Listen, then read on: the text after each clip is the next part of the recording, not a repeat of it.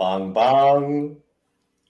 We did it. Good morning. Good morning. Good morning, everybody. Welcome, one and all, to the ARP AMA. What? Crazy fanfare. Just nailed the intro. I love it. Welcome, everybody, to the official stream, the ARP AMA, on Reddit. It is very official. My name is Copasetic, as with me, per usual. Pathogenic. Nice. And our special guest today, from Rare Breed Entertainment, the one, the only. See, because this is my first time, I don't know your intro format, so that's why I was quiet. I was like, I don't know where the alley-oop is coming. I gotta make sure I don't interrupt any, type of process or nothing like that. So salute y'all. Appreciate y'all having me. It's your boy ARP representing that Rare Breed ENT. Thank you once again for having me, y'all. We here. It was a good word. How y'all feeling? It's amazing. We're hyped to have you here. It's gonna be a lot of fun. Definitely the format is appreciate it, man. Look, you see, a lot of people push things back, especially in my world. I deal with that shit all the time. I just lost 2 main events, right? Back-to-back cards. People push things back. For us getting this together, I actually have to push this forward. That's how busy my weekend has been so far. But I had to make sure that either way we tried to line up some times to work it out. You know what I'm saying? So I appreciate you guys. No, we super appreciate you making time for us. Yeah, thank you. Yes, this is r/rap battles, of course, the largest online forum for the international culture of battle rap. You can find us on Reddit, Twitter, Instagram, and the official Discord server in the links below. It's the only place for fans to go for battle rap news from around the globe. And today we are not so much going around the globe. We're going to stay right here, North America, more specifically, America. But I mean, there's lots of international connections with RBE. So a lot of international links in there. Of course, we have a worldwide fan base. But anybody that runs a battle rap YouTube channel, including Rare Breed Entertainment, if you look at your analytics, it is pretty much predominantly, America, right. Or the States here. But we have fans all around the globe, and I'm proud of that. You know what I'm saying? Like, I get DMs or comments or tweets, hey, salute from Africa, salute from Europe, salute from here. And it's always an honor, and it's humbling to see that, like even our fan and our folks, out in Toronto, for example. You know what I'm saying? Like, we've had battlers from outside the States on our platform. We've had relationships with other platforms outside of the States, i.e. King of the Dot, for example. So we have relationships and people that we've worked with in a fan base around the globe. And it's just dope, man. It's all under the umbrella of hip hop, and hip hop is universal. Facts. Finland especially, I noticed, a lot of those Finns just... I gotta look at my recent metrics and see how much they're pouring in. Oh man, that's where we get all our stuff from. Finland and Belgium. It's just, they're huge for Reddit rap battles. So I mean, the AMA format is as follows. We put up a thread on Thursday, and fans can jump on and ask basically whatever they want, and usually the guest of the AMA picks and chooses, sorts through the questions that they want to answer and ignores the questions that they don't. But ARP has graciously accepted to answer all the questions. So you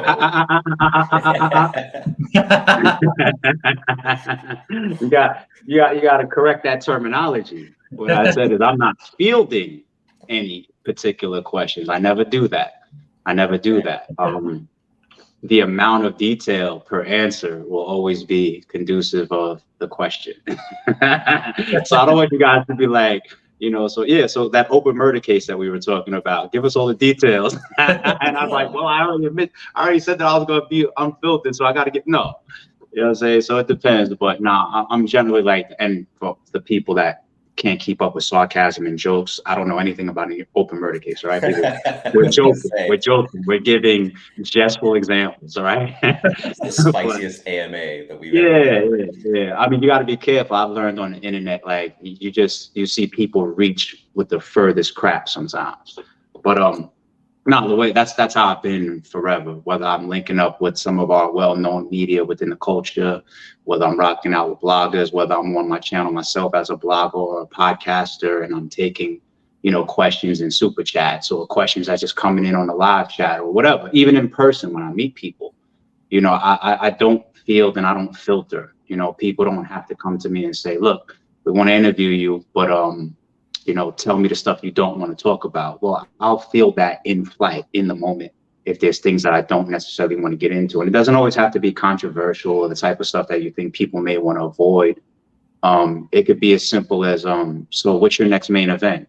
Can't talk about that yet. It's not public, So I just put that all on me. But as far as if you're a supporter of RBE or if you follow RBE or if you're a fan of battle rap, if you make your way in my direction in any form, I always appreciate it, and you always feel clear to ask us whatever, and we'll do our best to get back to proper information. That's how I am. That's a real skill. I don't know if people appreciate. I mean, the years that you put into this. Do you find that you've developed that skill? Like at the beginning, was that something that was a learning curve? No.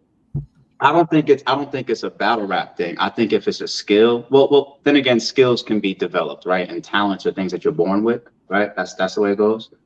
So I guess you can say from a skill standpoint, I developed it more based on the amount of interactions that I have with people that I don't know and people that I'm not necessarily familiar with. You know what I'm saying? So maybe it develops more, but I think it's just a way I am, period, way before battle rap.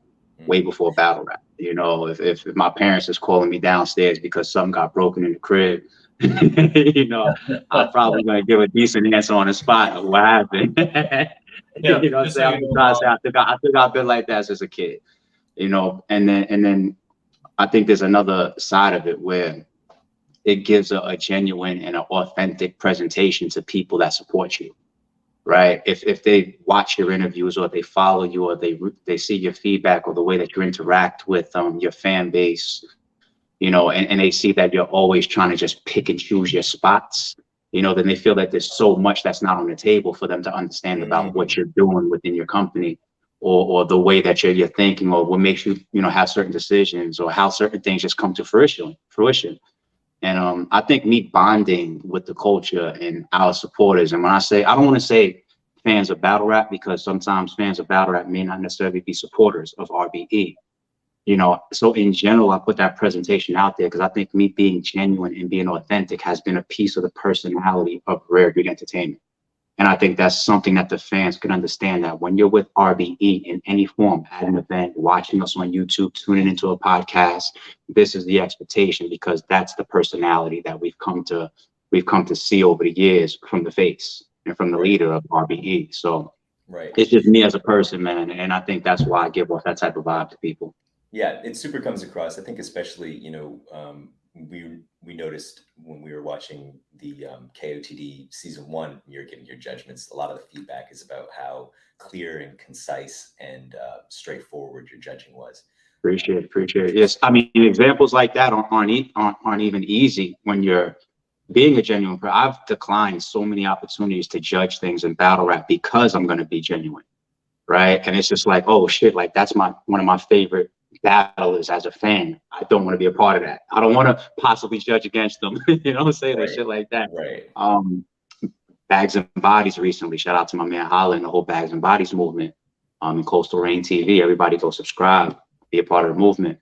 But I had the pleasure of judging some of those and knowing how much money is online, similar to the King of the Dot. It's a little uncomfortable because the stakes are up, and you know that your judgment can affect somebody greatly.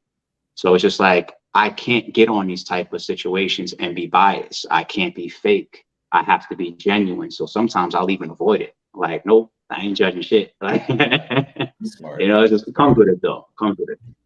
Actually, you were whack. Actually, you got bodied. No, and depending on how entertaining I'm trying to be, and no matter how entertaining or charismatic I try to be, it's still going to be the truth behind it. And and you brought up the King of the Dot judging. I got a little backlash from that, and I think it was just interpreted the wrong way. And I think that was the battle with it was Bill Collector versus Stack Almighty. Right. So because I knew that it was a big situation for King of the Dot, a streaming deal that they had with Twitch and all this type of stuff, and they asked me to be a judge, and I was even honored to do that. You know, so I was trying to be charismatic because the stakes are up. You know, there's new eyes coming in on battle rap, Twitch, and all this type of stuff going on. And I gave like this sarcastic opening to my judgment because watching the battle, I had Bill Collector winning clearly, right? So I started it like kind of like being sarcastic about Stack Almighty, like, yo, he might have dropped a 30 or something like that, blah, blah, blah. And I was like, nah, I saw exactly what y'all saw, Bill Collector. Now, me and Stack didn't know each other like that. And I don't even think that he saw it himself at the time. He just started getting feedback from people saying like, yo, ARP was joking on the judgment. And he lashed out at all the judges on Twitter, like, fuck all the judges, blah, blah, blah. But then when he saw it for himself, and then I think he realized like, they're just doing the job or whatever. Then he did some real man shit. I think he like publicly apologized to like all the judges. And I fuck with Stack for that. But now that's the difference once again, whether you're being, you know, jestful, whether you're being charismatic, whether you're just trying to be entertaining, still got to wrap up that authenticity and that truth within it. So, and it can, as the example I just gave, it could still come at you, whether you're being honest or not, you know, so. Thanks. That was a lot of fun. Yeah. So let's get into it. Let's do it first. The first question, the most upvoted question in the entire thread. The most. So one that people most want answered is from user Inverse Snob. And he asks, have you considered bringing over any UK talent to the US? The Ill Will versus Shoddy Horror social distance battle was one of the best of the format. I think Shoddy Horror has remained probably the target for that. And I just said this to Jims on the phone yesterday. I was giving an example about how some of my booking style is. The thing about RBE, and you've seen this over the years, is we like to try to go left at times, whether we're bringing back somebody like a King Los or a 40 cal or a Jag, and people don't know how's this person going to turn out, or I might grab all these people that have return type of battles that have been away for a while and you don't know how it's going to happen or how it's going to turn out. I like to have a lot of matchups here and there that this person maybe it doesn't have that type of expectation to be in this type of matchup right now. I just did that with 40 bars and Ill Will. Or this particular battle, we haven't even thought about them for like the last 6 months because, it's more so the most vocal and the biggest names that are really out in front, right? That you kind of like keep in the front of your minds. Somebody like me, I like to go grab something, put it on the card, put it in front of everybody, and they go, oh shit, I didn't think about that, right?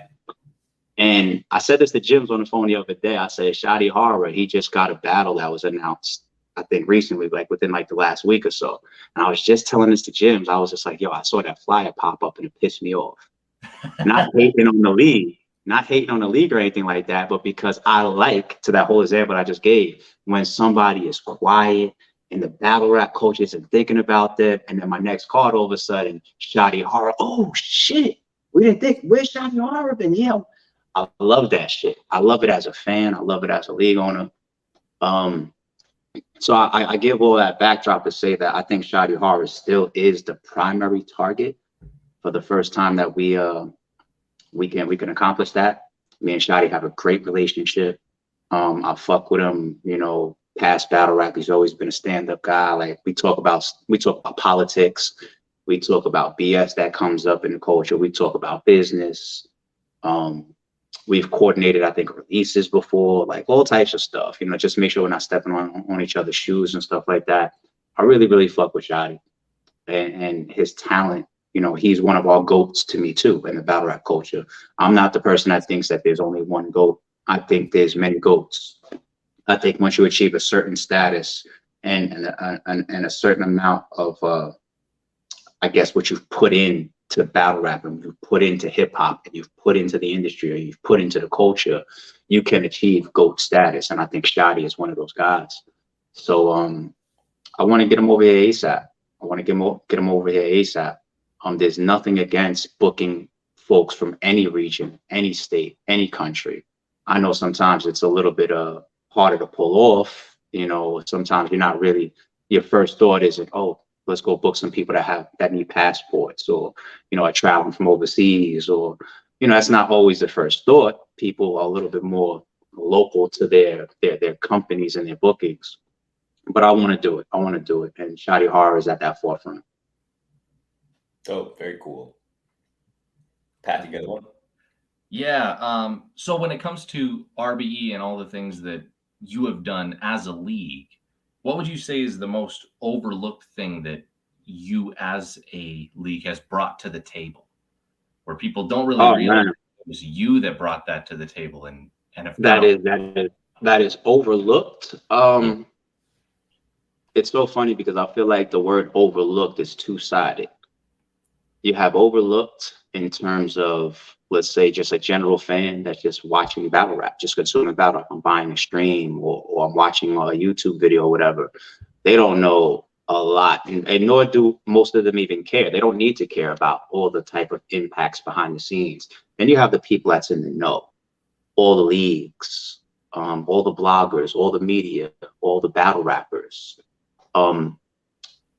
So on one side, a fan could overlook the direction that we've changed in battle rap in terms of matchmaking and booking. That started with the blood, sweat, and tears concept. We've seen many, many cards come after that from many, many leagues, and I support it all because I think we did it to add, and seeing it spread actually proves out the effect of it, you know, of blood, sweat, and tears style cards and matchups done in that type of approach and marketing on purposefully like that. It's been done over the years tremendously, and it brought down the walls of needing to book a certain tiering paired up.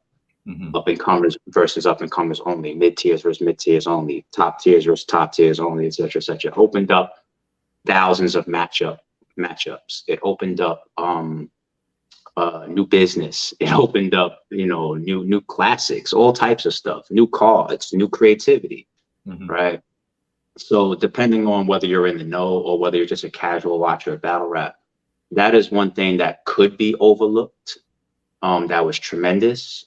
I think another thing that we've really, really been in the middle of is the business of battle rap continuing to evolve. Now, of course, when things started to get, you know, a little bit more formalized, it was coming off of the street corners and it was coming out of the parks and it was coming into venues and tickets were being sold and all type of stuff. It's a lot of people that did that before RBE. You know, you got the King of the Dots and you got the Grind Times and the Lions Dens and the URLs. And some of these events, of course, were just congregated to just actually put it together and see who's better. But as the business can continue to develop, elevate, I should say, within battle rap, I feel like our energy, our pushing and motivation of the culture, us giving such a different and a unique personality, us not being conformant to the norms of battle rap, I think it could continue to evolve the business of battle rap or push the evolution of business of battle rap. And because of that, we've seen a lot of battles get created because of our presence. We've seen a lot of people earn a lot of extra money because of our presence. We've seen, I think, certain styles of contracting and business deals get created because of our presence. And this isn't speculation or opinion. It's like documented facts. So I think the folks that have benefited for those things, that could be very overlooked. But I think the blood, sweat, and tears is probably always my number one go-to. Yeah. Damn, that's a good question. That's a good answer. Appreciate it. No, definitely a good question. The next one we have on the AMA is from user Lechero Talks, who asks, how do you attract new talent to your league? So attracting talent to your league really is something that happens early on, right? Because think about this pure word attraction, right? See a woman that you like, you know what I'm saying? For the ladies that might be tuning in, you see a guy that you like, or whatever your cup of tea is, right? Just think about the word attract. You got to do that early on when people don't necessarily know you, or you don't have this reputation like that, right? So you got to show that, you know, we run good events. Our business is tight. People are going to get all their money. We do the things that we say. We contract very well. We put you in a comfortable situation, whether that be the venue and the location. You know, all these little things come together as an event coordination and running these type of you know, these efforts in battle rap. You know, your reputation grows. You know, but before your reputation grows, people don't even know whether they should rock with you or not. You can call somebody and it's like maybe they got to call somebody else for a cosign. Like, hey, you ever work with RBE? Like, do you get all your money over there? Or like, did they take care of you? Did they buy you a hotel and a flight? Like, you know what I'm saying? That's really like an early thing, to be honest. And that's what almost any league is going to go through, you know, and that's why it's good to have your reputation on point, because you'd be surprised how many conversations will happen behind your back.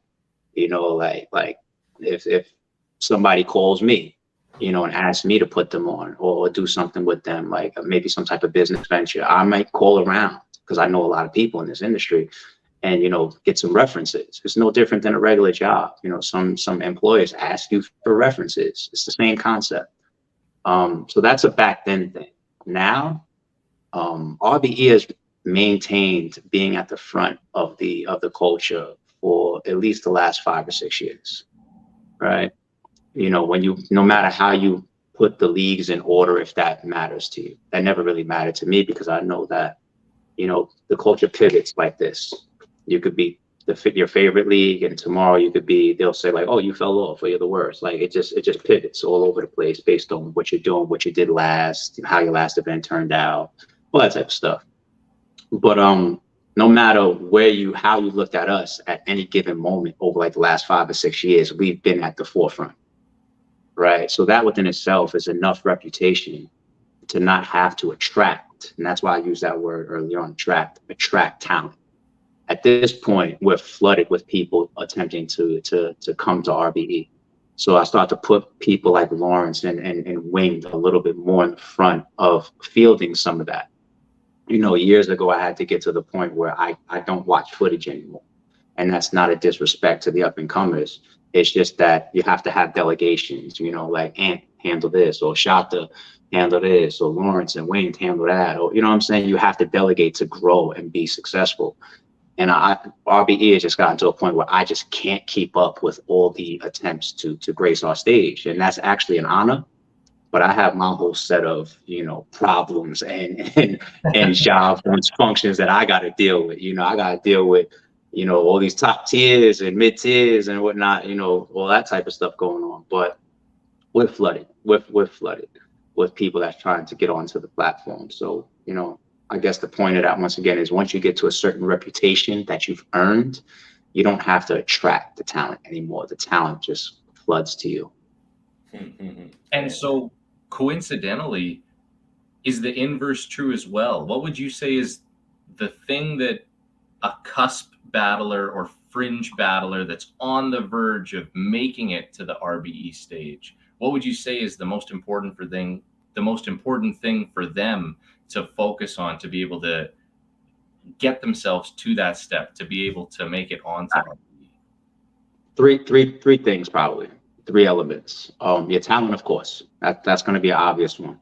We all want to see good battle rap. We all want to see good talent, good bars, good rounds, good performances, right? So that's going to be an obvious key element. The second one is going to be how you move. When I say how you move, you know, if are you responsive? Do you communicate well? Because your event sometimes is only as strong as your weakest link, right? If I'm coordinating with 50 people to deliver a product in front of a live pay-per-view fan base that's running around the world, my weakest link can hurt me, you know, I've had one SK battlers delay events before because one person was late or something like that. But how you move, you know, your communication once again, showing your ambition. Are you the person that's early to the venue? Were you there on time? Did you show work ethic? Right. Once again, work ethic, clearly outbeats talent in a lot of respects when that person applies it that much more. You know what I'm saying? So seeing that type of drive in somebody will show down the road how easy it will be to work with somebody. Like, I don't think it's coincidence that I've worked with somebody like Big K since 2014, our second card ever, and he's never missed a card purposefully like that. You know what I'm saying? I don't think it's coincidence that I've been booking these events since 2013 and I've never missed an event. I don't think that's coincidence. I don't think that's luck either. So your ethic towards all of this shows us that, we can work together at a level where we're going to help each other very well, and we're going to deliver this product. And I'd say the third thing is probably your star power, right? Your star power. You got 1 million people that can rap. You got a lot of people that can write down bars and even perform them in front of a crowd, and you'll come off great. Like, you'll say a bunch of stuff that's going to get oohs and ahs. But I think too many people are missing the star quality, presentation to the fans that takes you to that next level, that makes the RBEs or the King of the Dots or the URLs or the Bullpens or the Battle Academies or the GTXs turn their head and say, I want him on my platform. You know what I'm saying? That's that capability to make you stand out from just being a good rapper. Because like I said, there's 1 million people that are good rappers, right? It also heavily impacts business. And we spoke before about how, the industry has evolved with business, right? So what is it about you that's going to separate you from all the other good rappers and show me that, this product that we can create together is going to be beneficial to your time, beneficial to my time, and possibly even at a business level. Like the money makers of our industry, they don't call league owners, right? League owners call them. Like sometimes that's a way of really trying to gauge where you're at. And that's just one of those sorry it's true. That's a shameful plug for my podcast, but that's like one of those sorry it's true elements that battlers could look in the mirror and ask themselves that question. Do I have to always reach out and put myself in front of the league owner to be booked? Or are the league owners burning down my phone? Right? To look in the mirror and ask yourself that question. You know what I'm saying? And it does go both ways, even with the elites. There's been times where I've called Murder Mook and Murder Mook has called me, right? It goes both ways, but 9 times out of 10, the people that the league owners are going after them, right? Whether they're big money makers or not, they're going after them versus somebody that's DMing you, 20 times a week saying, yo, how can I battle? Can I battle? Well, that goes back to my third answer. Stand out. Have some type of star quality to stand out. I'm saying, so those are probably the 3 things. 20 times. I think I maybe messaged you like 10, like at most. I don't know if 20 times feels like that's a lot, but well, that was my I'll give you a quick story, and this is humbly speaking, because despite me being a very well-known figure in battle rap, Murder Mook knows who I am. We've been around each other before, you know what I'm saying? Like almost everybody in battle rap knows who I am. Yet when I reached out to him in 2018 to battle Aver, mind you, we have been functioning since 2013, right? So that's what 5 years of people learning who RBE is and who I am. He knew who I was. Like I said, we've met before that, but I had to DM him multiple times and come at him a certain way for him to turn his head and say, wait, what's going on? What are you trying to do? How is this going to work out? And then he calls me and he's like, oh, well, what's the stuff you're DMing me? Blah, blah, blah, blah. And then the presentation lines up the right way. And then he's like, all right, cool. Do me a favor. Let me put you on 3-way right now with my manager, because this sounds like something that needs to move to the next level of conversation. Right. So it doesn't matter how big your platform is, how well known you are or not. There will be instances where it's still you need to reach out as well. Like I said, the best of the best, it goes both ways. But if you look in the mirror and in general, more times other than others, you have to do all the courting and you have to do all the lobbying, versus our league owners actually coming after you, our recruiters actually DMing you and texting you, that can show you where you're at. So I think those three elements, and I always try to get very detailed, long-winded answers and cover everything. You know, very rarely do people have follow-up questions. Like, wait, you didn't answer the whole thing. Like, that's how I try to be. So those are the three things that can get you on, not just RBE, but any league, if we're being honest. You know. Good answer. Yeah, no, it's true. We've got time for maybe 2 more questions. Yeah, the next highest question in the AMA is if you could make any battle happen right now. This is from user King SK Play. He asks, if you could make any battle happen right now, no BS contract signed on RBE, who would it be?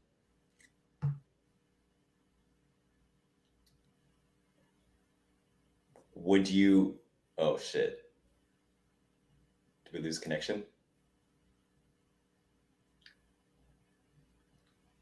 I think we definitely did. Either that or ARP has the ability to stay perfectly still for the longest time I've ever seen. He's thinking really hard.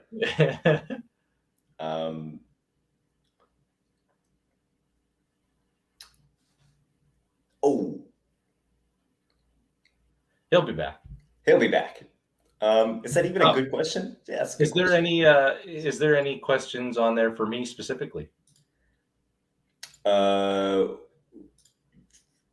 Do you want to just hop into my AMA thread that's up on Reddit as well? Pathogenic. Yeah. Hey, he's back. There we go. Does your dog chew on the Wi-Fi cords? Because that happens to me all the time. Literally, you gotta tell him.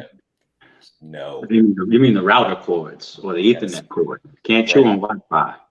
Thank you. My dog is really special. So user King SK Play asks, if you could make any battle happen right now, no BS, no contracts, whatever, just make something happen, what would it be? Any battle? Daylight versus Lux. Oh yeah, totally. Daylight That's versus really Lux. good.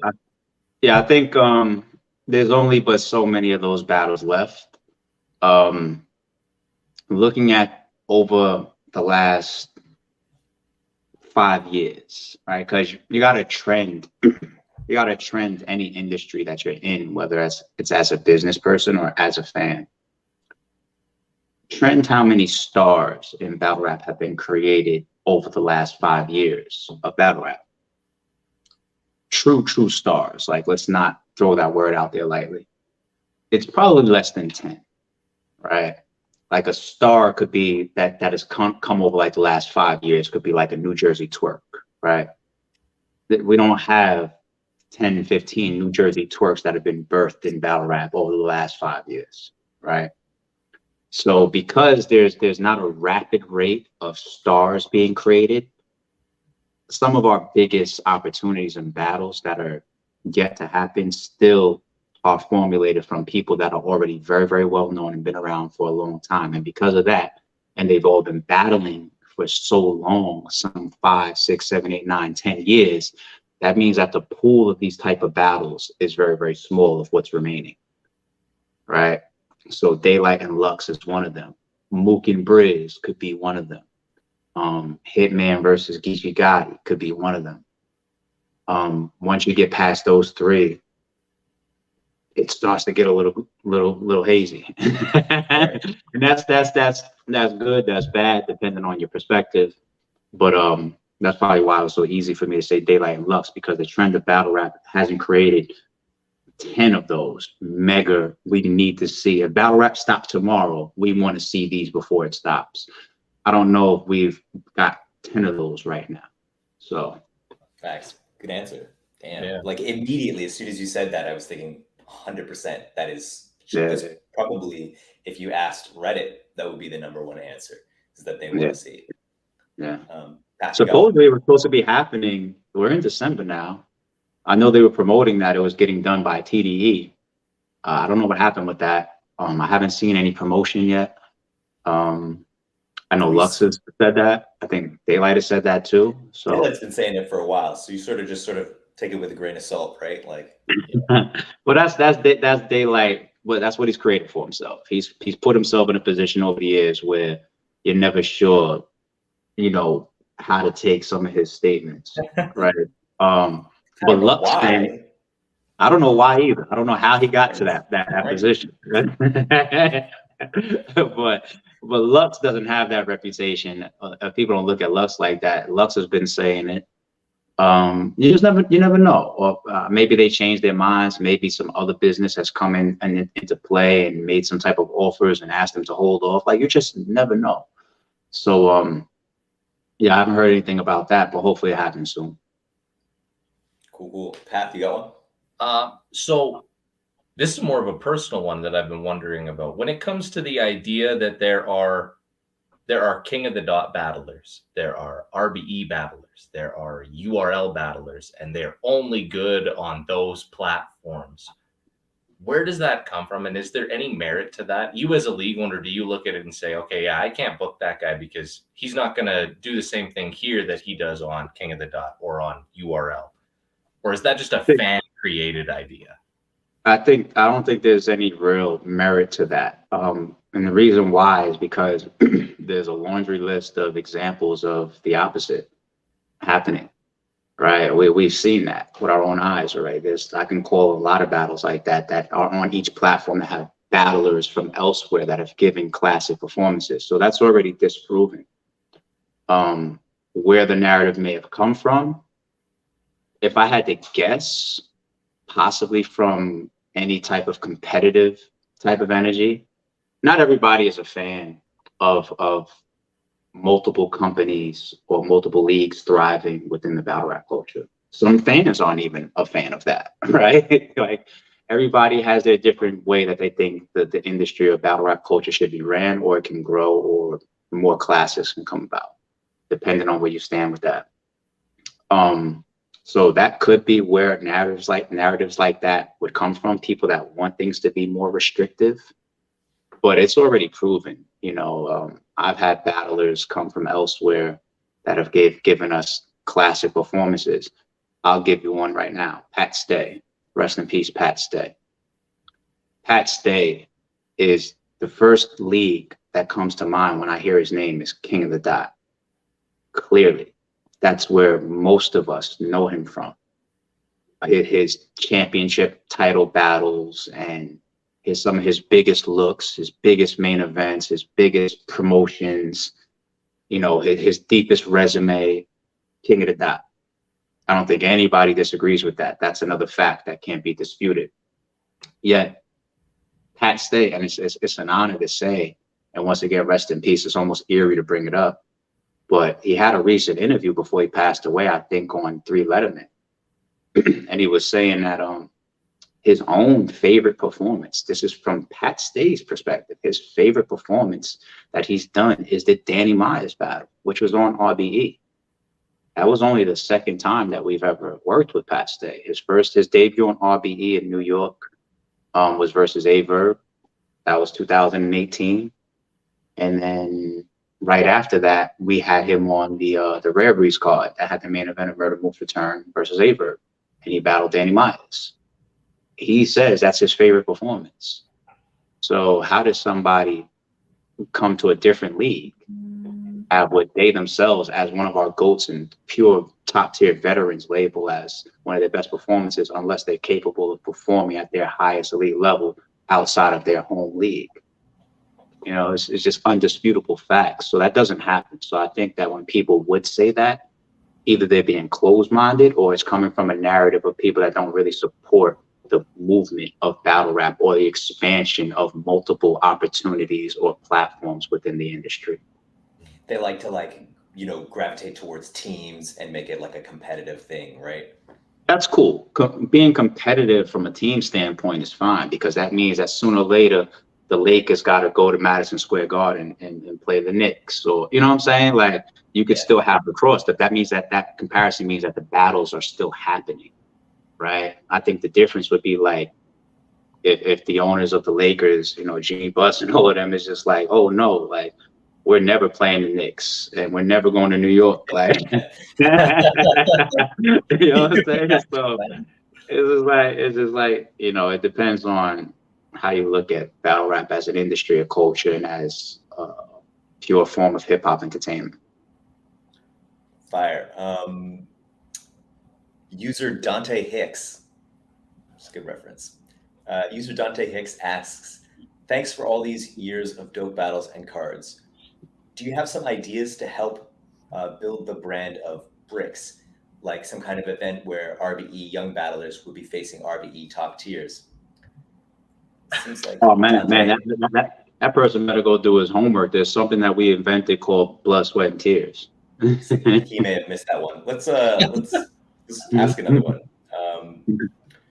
In the same vein, user Dante Hicks asks, I know you're focused on your own league, but would you ever do a KOTD versus RBE event or collaboration? Yeah, I've said many times I'm not into verses with any league, but I'm hugely open for collaborations. Right. I have a great relationship with almost every league. Right. Organic texted me last week. Hey man, I heard you got XYZ going on your next event, etc. session. I heard that this is the month you're doing it, whatever. Just letting you know that I got something going on and here's my date. This was like just last week. Right. So shout out to King of the Dot. They got an event on the way. Okay, everybody keep your eyes open. Spicy. I mentioned Shoddy Horror earlier, you know, how much respect we have for each other. You know, a couple of weeks ago, I'm on the phone with Disaster for like, me and Disaster, we both talk too much, me and Diz. Our phone calls can't go shorter than fucking an hour, me and Diz. You know what I'm saying? It just can't. Shout out to GTX. Shout out to Geechee and the Riot. You know, they did a recent event, the one that had Rum Nitty versus A-Ward. They did in Atlanta. You know, me and Geechee was on the phone. He was like, yo, you need to come through. You know what I'm saying? It's always a red carpet if you pull up. You know what I'm saying? And I told him, and he knows that's like, likewise, if you come through here. You know what I mean? Trap House, you know, No Mercy and Peso. We Go Hard battlers have started to come a little bit more into the RBE fold. Shout out to We Go Hard. I just interviewed Stiz from the Battle Academy promoting his December 9th event coming up, Frenemies with Rosenberg Royal versus Bill Collector. I'm interviewing Bill Collector tonight to promote. That's not my event, to promote that card. You know what I'm saying? That's not my event. I can keep going with these examples. Bullpen, you know, I reach out to somebody like John, like, yo, who's the owner? What's the phone number to reach out to that venue over there? I like that venue. Tell me who I need to speak to if I want to book that venue. You know, I get along and I work with and I support and they support RBE almost every league. And because of that, I've always been open to collaborations. I'm just not really into a verse thing anymore. You know, let's see what league is better. Because what happens with one of the reasons why I'm not is because I think the culture would look at that specific moment too much to create something that could be legacy impacting, and it shouldn't be. I would never want to have an event with King of the Dot, and let's say we cleared them. Let's say we did 5 battles and we cleared them 5-0. I don't think that King of the Dot then deserves to have fans look at them and say, oh, they're lesser than RBE. Like they did this one event together and the battles just happened to go this way. What does that have to do with the last 10 years of legacy and work that they put in?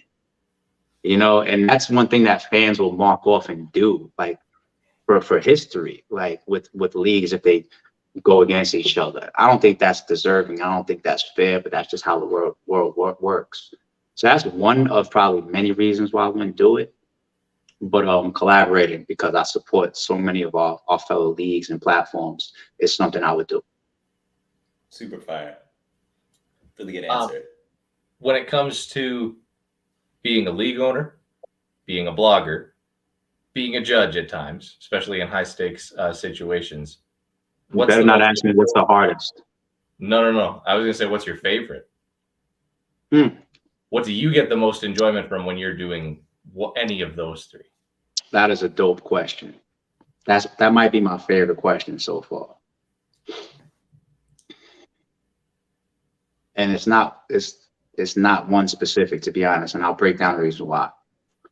What I enjoy the most about running RBE as a platform is the legacy of it. It's not the money of it. I'm not being arrogant or cocky or anything when I've said that over the years, that I don't need battle rap to pay a single one of my bills. If battle rap stopped tomorrow, nothing in my life changes from a financial standpoint. I don't depend on battle rap for financing or lifestyle or anything like that. So one of the biggest things that I get, and one of the things that I love the most from my involvement in battle rap, is because I'm a hip hop baby. Like, hip hop is something that I don't think I could live without. Right? Like, hip hop is a way of life. From the sandbox, from a child, I come up through the hip hop culture, the way we talk, the way we walk, the way we dress, the way we act, the music we listen to, the movies we watch.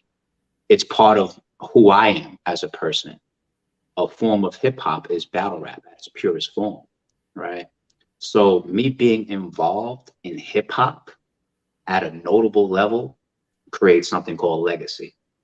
That's what gives me so much love towards what I do as being a league owner, because I can literally bump into somebody that can shake my hand and say, thank you for adding to hip hop. And I'm like, shit, I am hip hop. This is crazy.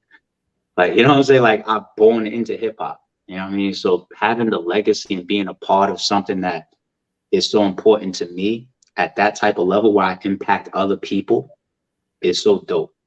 So that's one side as a league owner answer.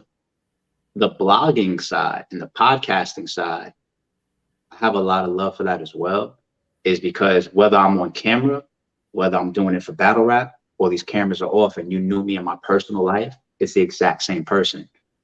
I can get on the phone with people and build and give advice or retrieve advice or exchange debate or whatever for hours.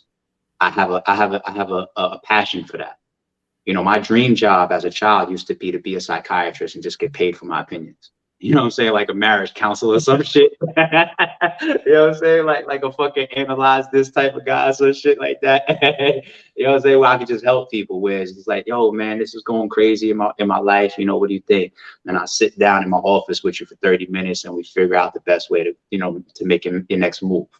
And I get a form of that fulfillment from podcasting and blogging.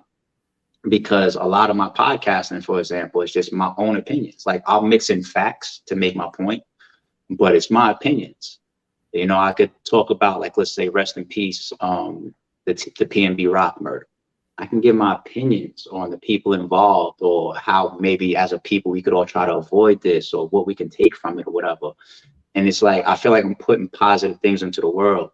You know what I'm saying? And I have a passion for it anyway. I do this in my real life with my immediate circle, friends, family, and associates. We have these type of conversations, and I just put them on camera and allow people that I don't even know across the world consume them as well. Mm-hmm. So I think those two are for those different reasons why, you know, I have a passion for them. Super fire. That was a great question. I don't know if I've ever broken that down. Because I've been running RBE for like 9+ years, and I've been blogging for like since like 10, 11 years. I was blogging before RBE came. I don't think I've ever put that answer on camera before. That was a dope question. All the best questions come from Path. So. For me, maybe the fans don't give a fuck about that. Like, man, listen, where's Daylight and Lux? Like, you know, there's gonna be fans that don't give a fuck about that answer. But for me personally, that's one of my favorite questions I've ever been asked, you know, that I can remember in recent time, because I have passion towards it. Like, I can literally cut all the cameras off and feel that way within my spirit of those two answers. So that to me is one of my favorite questions. Shit, maybe ever, to be honest. That's beautiful. I like that. Yeah. Have fun following that one up, Cope. Yeah. Well, it won't be me. It'll be I gotta send you. Listen, when this drops, I'm gonna chop it, and I'm gonna upload it to my own channel, and fuck it, if you guys strike me. Because I'm so big on legacy, and it's like, I feel like, let's say 10, 15, 20 years from now, when I'm no longer doing Rare Beat Entertainment as a league owner, right? Questions like that can still define legacy. Like, why did he do it?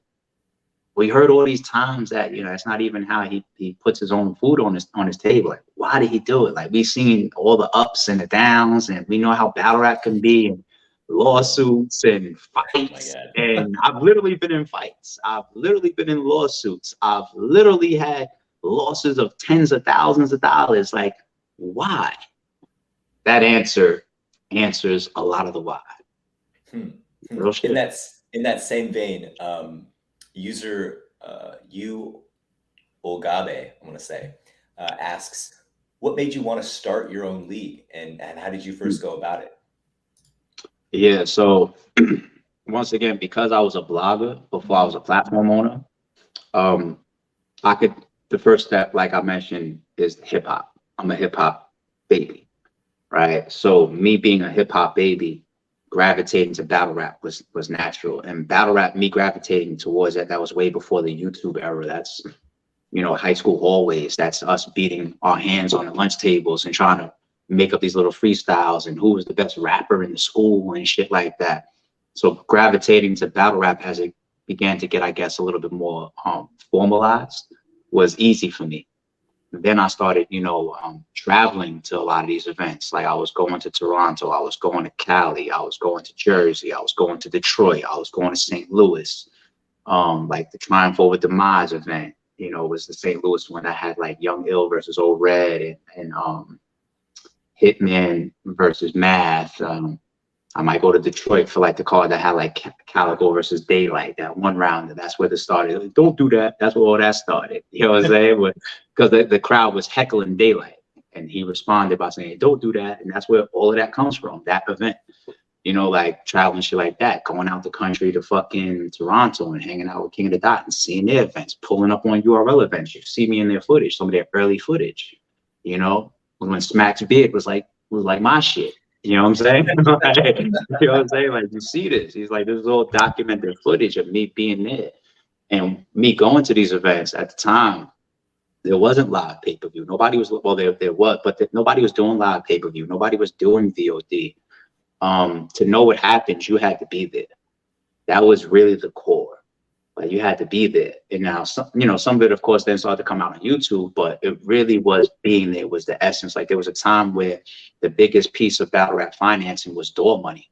It wasn't YouTube. It wasn't pay-per-view. It wasn't sponsorship. It wasn't streaming.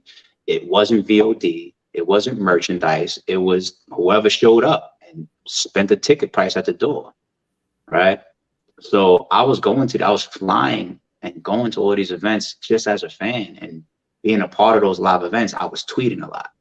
So I became one of the people to follow, like, and get the updates of what's happening, like what's going on. From that, I started blogging, started putting the recaps on video. Some of that then even leached into me supporting other leagues. Like, yo, you know, I just went to, you know, Queen of the Ring, and you know, here's a recap from the event. It's going to be blah, blah, blah, blah. So my blogging picked up. And then I got to a point where I had an opportunity to work with Star from Star and Buck Wild, from you know, same radio host that worked on Hot 97, worked on 105.1, you know, Star from Star and Buck Wild. He's still podcasting to this day. Shout out to Star. But he started to promote that he wanted to start a league. And I was just like, shit, I know this. I breathe this. Like, let me see what he put on the table. He was looking for partners. So I partnered in. Right. So then we met, put some business together or whatever, and I partnered in. But we got to a point where me and my brother Shata, you know, was having certain conversations, and it was just like, there was a lot of things that I wanted to do. And when somebody else creates something, you don't run the ship. And that's totally fine. Like, everybody's got their position. You know what I'm saying? You got to get in line. Like, if you're the owner or the president, you have the final say. You know what I'm saying? If you're a partner, you don't have the final say. And there was things that I didn't want to do, like, as far as like just like certain matchups or whatever. Like, you don't have to agree with everything. People don't agree with certain matchups. We do. Certain type of cards, maybe certain type of business, you know, approaches or whatever. So it was just like, damn, like, I have my own ideas and my own approaches and my own matchups, and I'm probably not gonna be able to do it when I don't have the final say over here. And that's where me and Shata, we had a phone call. We had, like, kind of just at the same time had that that idea, like, yo, just start our own shit. And then I was like hesitant at first. I was just like, damn, but I don't know if I got the reach like that just yet. Like, there's a lot of networking involved. We don't have a name like that. We don't have a channel. We don't have subscribers like that yet. And my brother was nudging me. He was just like, you see how you be doing these blogs? And then you might fly to Chicago and go, you know, rock with guerrilla warfare, and you're walking through the crowd and fans will tap you on the shoulder saying, yo, I saw your blog about Sirius Jones and Mavs conflict. This is all true stories I'm saying. This is all really how it happened. And like my brother's telling me, he's like, you see how you went to Chicago and people, you walking through the crowd and people's tapping on the shoulder, like, yo, I see your Math and your Sirius Jones blog about the fight. And you was the only one that really broke it down. You was there. Like, a lot of people, shit that was coming out before that was false. And like, that was a great blog, great perspective. My brother's like, you see where you did that? YouTube and your voice and your platform gives us all the following that we need to reach the people that we want to reach when starting Rare Breed Entertainment. And I was just like, sounds logical. You know what I'm saying? And we started it, man. We created the channel, and the rest is history. Man, it's like, I'm gonna say inspirational, but it's like really inspiring to like, Yeah, hear you talk about this and the origins and your passion and like. Yeah. So I can't make this shit up on the fly, man. This is all real. Like these that phone call that I just broke down to you, that's all how it happened. Me and my brother Shata, and you know, me working with Star before that, and me being a blogger before that, and a tweeter before that, and a fan before that, and just a hip hop baby before that. It's just the whole progression of leading into saying, all right, I want to do this. You know, the rest is history. Yeah. Pat, you got one? yeah. When it comes to the brick by brick series and sort of the development of the new RBE talent, Yeah. I would say over the last 6 or so months, it's been the best out of any of the leagues that I've seen when it comes to having new talent and the way that you guys are pushing them and developing them. And so Appreciate that. what would you attribute the success of that format and RBE's ability to be able to build those new guys up? What is the main thing that you would attribute that success to? Man, so many people in my position would not give that answer to the public. There's a lot of league owners that are like, I ain't giving out that secret sauce. Like, are you kidding me? But one of the first biggest shout outs I got to give to that is Lawrence and Wayne. They definitely spearheaded that. Brick by brick is a model that I came up with a long time ago. I got it tattooed on me. You know what I'm saying? Brick by brick is a mind state for me of always being humble, always being grounded, never forgetting that there's more work to do, no matter what fucking success level or accomplishment that you achieve in your regular life. Forget battle rap, period. Keep a brick by brick mentality that every solid step that you lay down will build you to the next level. You build up from the ground, right? So it's a mentality. I can be the biggest and the best league, whatever in the world, that I could be making $1 billion off of battle rap, and my model will still be brick by brick. It keeps you grounded, it keeps you building, it keeps you as a progressive mind state, right? So us moving that mentality and that model into actual cards and us developing talent, you know, really, we put that mind state into the battlers as well. So then they start off with a humble approach. They understand that there's development. They understand that we don't sell any dreams. They understand that you're not going to be a star overnight. That happens rarely. You know what I'm saying? Like, I've seen people really get a lot of notoriety and on RBE. Well, an example of that be like, let's say, Oops, his Daylight battle drops or comes out. It's like an overnight thing for him. He was going viral and shit. It's like the whole battle rap culture knows who he is now. That's a rare occurrence. Doesn't always happen. You know what I'm saying? A lot of people have to grind and make fans turn their heads and say, you want to know what? I fuck with him. You know what I'm saying? So you got that element of the brick by brick mentality and approach. You got the element of the blood, sweat, and tears construct, right? That we birthed into the culture when we first started. Fast forward, you put somebody like a Jay Breed in the ring with a show off. The whole battle rap culture knows show off. Put him in there with Jay Breed. Jay Breed does well. He pulls on some of Show Off's fan base. He has new fans. You know what I'm saying? That elevates him within itself. Same thing is happening with Caution. Caution, we throw you in there with Bonnie, who is one of our female battle rap goats. you have a good performance, or you win, or you have a debatable, you pull on her fan base, you elevate, you create a new fan base, new following.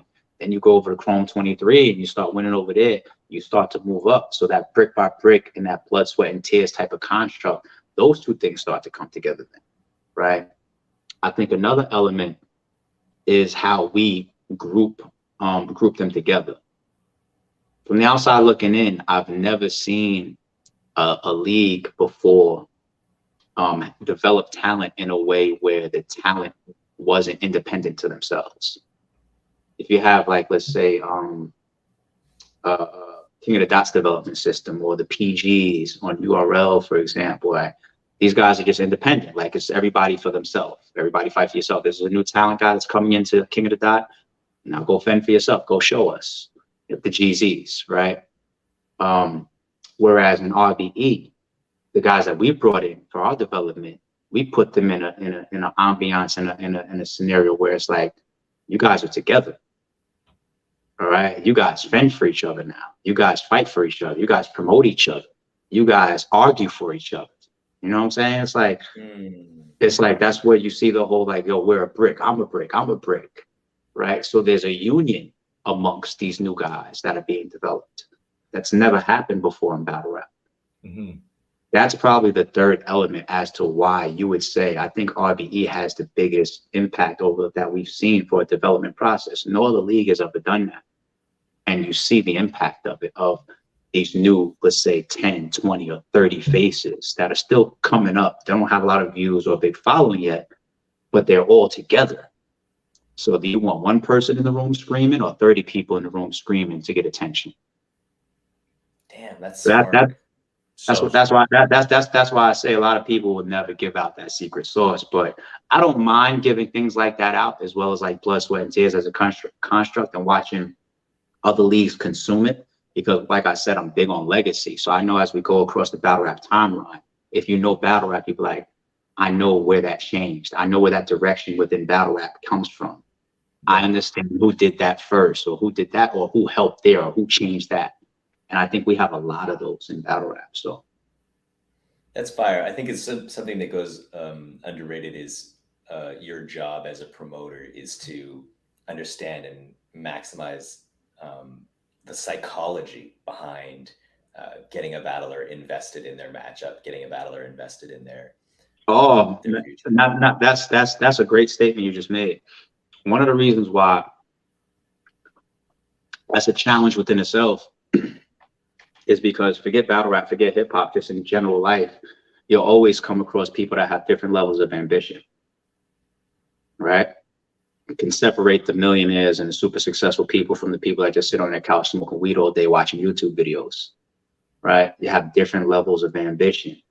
And in my shoes, you work with 1,000 different personalities during the course of the year in battle rap, right? Different levels of ambition, different levels of people wanting things. So people think that they want things, but their actions don't go anywhere near close of actually showing that they want things. That's just general life, not just battle rap, just general life. So you may have a battler, for example, that you know, they want to be the next Loaded Lux, or the next Hitman Hollow, or the next Murder Mook, right? But I do compliment that in conversation, or trying to show things like, oh, this is what we're doing brick by brick, or this is what can happen if you battle like this. Or I've given that type of advice over the years to many people about their image. You know, like, you don't have to be rich to put on a great presentation. I have a reputation of Target t-shirts. Target tees is something you got to deal with. Was a small model I was running, to the point where Ill Will rapped about it on stage. Right? He made a bar out of it, right? You don't have to be rich to create an image, you know. And I tell people all the time, you know, get your little haircut. You know what I'm saying? Buy you some fresh sneakers, or get a little, you know, white t-shirt or whatever. Iron it. It's cameras running, it's pay-per-view running. You know what I'm saying? Hey, get out there in front of the media, you know, call Angry Fan, jump on his live, you know, call his blogger, you know, 3-letter man, hop on his show or whatever. Get on Twitter, be funny, be entertaining, be somebody that people follow, not just because you had a battle that dropped. Because if you could only be followable because a battle is coming out, then I own all your following, RBE. You can't do nothing without me then. You need to be interesting outside of me. If Hitman Holler right now cuts on a camera and he's talking about, you know, the murder of Takeoff, people's going to click play. It has nothing to do with battle rap, right? So I've given these types of advice to people and tried to stir and raise ambition, and as well as awareness and understanding to how you become successful in front of cameras and in the entertainment world. Because I've done it to a degree. Like, I have my own image and character within, well, I shouldn't say character, but personality that people understand in battle rap, right? That stands out because I put it out there. You know what I'm saying? There's a whole time in battle rap where you could never catch me on camera unless I was wearing Armani. Like the whole first half of RBE, I did that on purpose. It was like a marketing thing. To the point where Jay Black is doing blogs saying, I think ARP, like, no joke, I think he works at Armani. Like, you know what I'm saying? So it's like, and I'm the league owner. So if I could understand and apply this shit, and you're the talent that's actually doing the performance, you better understand it. And if you don't understand it, I don't mind helping to explain it, because I've been in the middle of this shit trying to sell it for going on 10 years now. Some people take to it, some people don't. Some people do it naturally. Some people will never understand it. And that's what will separate people's success. Cool. Very dope.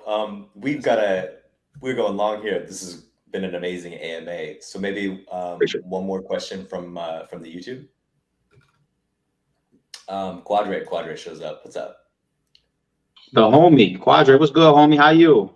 Got his debut coming up on Yeah, that's dope. That's dope. I can't wait to see that.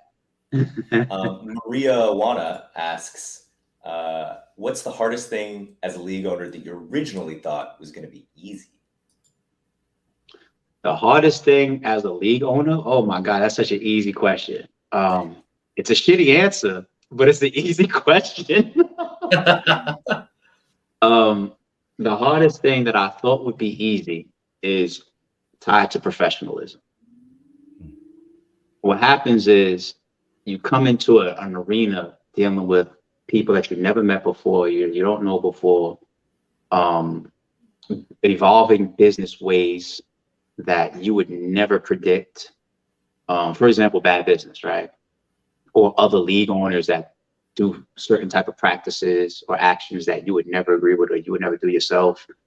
It's just, you come in with an expectation of, I thought your word is your word. I thought, like, if I pay you to do something, or if I contract you to do something, that's what happens. And I always give this example too. Our very first card ever, New Year order. We had Aver booked to battle Adi Boom in a 1-rounder, right? Now, shout out to myself leading into that event. You know, we're entrepreneurs, so we already guesstimated and equated out what our loss would be for our upcoming first event, because you have to make the investment. Only but so many businesses start out in the green, right? We knew that going in. We, like, literally on paper one time, like, wrote it down, like, we're about to lose this amount, you know, next month. You know what I'm saying? It was part of it. But anyway, I contract Aver to battle Adi Boom. It was a snow weekend. Like, some of the battlers were literally digging their cars out of snow to get to the venue, literally. So we get there, and I don't want to even use only the snow as an excuse, because we're a new league, you know what I'm saying? So it was like 50 people in the building, club drama, right? Our first event ever. Aver walks in, he walks up to me, he's looking around, and this is somebody who's been getting booked for years prior to working with RBE. He looks around and he, like, whispers in my ear. He was like, yo, am I rapping? And I didn't understand what he meant at first. And I was like, what you mean? And he's looking around. I remember I told you before, I said, this is at a time where the only business really was door money, right? So he's looking around, he's seeing, it's like, it's only like 50 people in here. Basically what he's implying is, don't make me get up on that fucking stage, and because it's not here in the building, it didn't come through that door, I don't get paid. But going back to the original question now, the picture that I'm painting is, I looked at Aver like he was crazy. Like, reason being is because I signed a contract / agreement with him that if you come and you perform, you get paid this. There was no contingencies in our agreement or our contract based on how many people show up on this day. Right. It was just that I'm agreeing to pay you this, and you're agreeing to perform like this versus this person. All right. So then my reaction to Aver's show was my mentality of, like, don't we all just do what we agree on, especially when there's money and business involved? You start to work in this field and you realize like, oh shit, people don't have that mentality. So that was probably something that I was just like, wow, like learning that and seeing how people are, businessmen, people that claim to be businessmen and businesswomen actually move was probably one of the most attractions. Like, wow. But that's the answer. Amazing. We got to wrap this up, but that was like spectacular. Pat, you got anything? Yeah, my last question is, you have a bakery. Oh, no. What are you going to name your bakery? We've had some interesting answers to this. If I have a bakery, what am I going to name my bakery? Some notable answers from previous. I would do so much better. I would do so much better if I had time to think about it. But I'll mold this into a shameless plug. I would call it "Sorry So Good." All right, and that's a shameless plug for my podcast. Sorry, it's true. But maybe just if I give it 20 seconds of thought, I would call it "Sorry So Good." And that, now I think about it, that could be a dope ass name for anybody that's selling food. Sorry So Good. That's kind of dope when I think about it. You start putting themes and promotion around that. Sorry So Good. Like you could have like a commercial of like, you know, you bring the food out or a bakery or whatever to somebody and they get upset at you because the food was like, how did you do this? Why can't I eat this? Wow. As a matter of fact, there's skits like that. I think Fat Boy, whatever, damn, what's his name? That does the comedy skits. And Queensfoot got some of those where they're like in the restaurants and they start fucking running up on the cooks and they start throwing shit around because the food is so good, right? So you can market and promote with like themes like that. But yeah, Sorry So Good. That's my answer. Fair enough. We will put all of the links for podcast, all of the RBE stuff in the description below. So definitely check that out. Subscribe. Appreciate it. I mean, what else to say? Thank you so much for jumping on and answering questions from the fans. It's really appreciate it. I would thank y'all once again for rocking with me and pushing up the scheduling as well. I appreciate you guys being flexible. Yeah, follow me y'all, Instagram and Twitter at ITSARP. It's ARP. Subscribe to the Rare Breed YouTube channel. The closure battles from our last event be dropping very, very soon. Some great battles and some great footage shot by Ruin Your Day. Shout out to them on the way from that. And keep your eye out for announcements because we're going to be getting to our next card very soon. We got some dope stuff for y'all. I think one thing that y'all are already expecting is that Big K and A Ward battle to get done. We got y'all. So we got some nice stuff on the way. So please keep in tune. I think it's going to be a fun year for RBE. But whether it is or it isn't, we're still going to keep that brick by brick mentality. So extremely fire. Thanks again for jumping on. Remember to like and subscribe if you haven't already. And this will definitely be up on the subreddit. And stay tuned for the latest in battle rap culture on r/rap battles. Thank you again, ARP, for jumping in. And yeah, we will be back very soon with the bodycast.